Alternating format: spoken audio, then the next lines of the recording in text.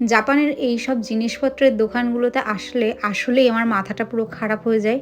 মনে হয় এইটা নিই, ওইটা নিই, মনে হয় সব কিনে ফেলি। এত সুন্দর, সুন্দর জিনিস থাকে। আর প্রত্যেকটা জিনিসের দাম ছিল হয় ৩০০ ইয়েন, না হলে ৫০০ ইয়েন, না হলে ১০০০ ইয়েন। জিনিস অনুযায়ী হচ্ছে দামগুলো ছিল।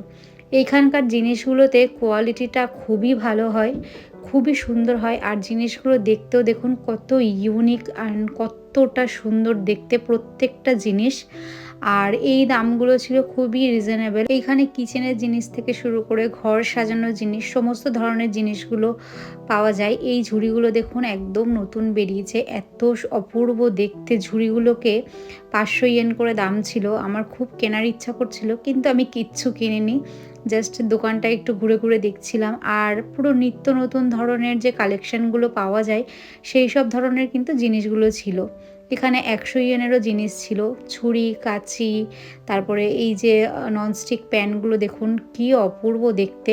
সব হচ্ছে নিউ মডেলের জিনিসগুলো ছিল। আমার মনে হয় বিয়ের পরে হয়তো প্রত্যেকটা মেয়েরই এইসব জিনিসগুলোর প্রতি একটু ভালোবাসাটা বেশি বেড়ে যায় অন্যান্য জিনিসগুলোর থেকে।